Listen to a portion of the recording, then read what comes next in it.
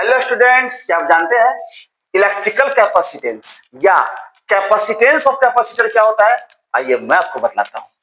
Electrical capacitance या capacitance of capacitor, it is defined as the measure of power of a capacitor to store the charge and energy in it. कोई capacitor करता क्या है? अपने में charge और energy को स्टोर करता है। उसको मेजर करने के लिए हम लोग इलेक्ट्रिकल कैपेसिटेंस बोलते हैं। जिसका कैपेसिटेंस ज्यादा होगा उसमें चार्ज और एनर्जी ज्यादा स्टोर होगा। जैसा कि हम लोग जानते हैं, as we know that if some charge is given to a conductor then its potential is rises in the same ratio.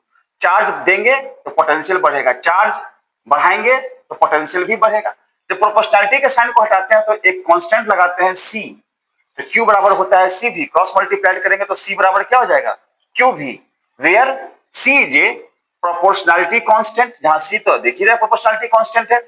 इसे ही हम लोग नोन एज द इलेक्ट्रिक या इलेक्ट्रिकल या जो कह लीजिए आप electric capacitance of a capacitor या कैपेसिटेंस ऑफ कैपेसिटर बोलते हैं, which is defined as the ratio of charge given to the conductor and rise in potential। Conductor को हम लोगों ने चार्ज कितना दिया और उसका पोटेंशियल, चार्ज कम देंगे तो पोटेंशियल कम जाएगा, है ना।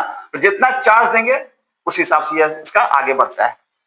इसका एसआई यूनिट चार्ज का हो गया कुलम्ब, बी का हो गया वोल्ट, तो कुलम्ब पर वोल्ट, और इसी को हम लोग फैराड भी कहते हैं। जो फेमस यूनिट इसका है फैराड, इसको कैपिटल एफ से दिखाते हैं। इसका dimension m inverse l inverse 2 t का पावर 4 a का पावर -2। मजे की बात यह है कि कैपेसिटेंस डिपेंड नहीं करता चार्ज के ऊपर और पोटेंशियल के ऊपर। The capacitance of a capacitor does not depends upon the charge and potential. ये डिपेंड करता है किसके ऊपर?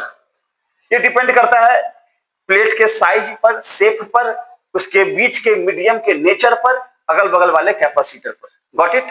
थैंक्स।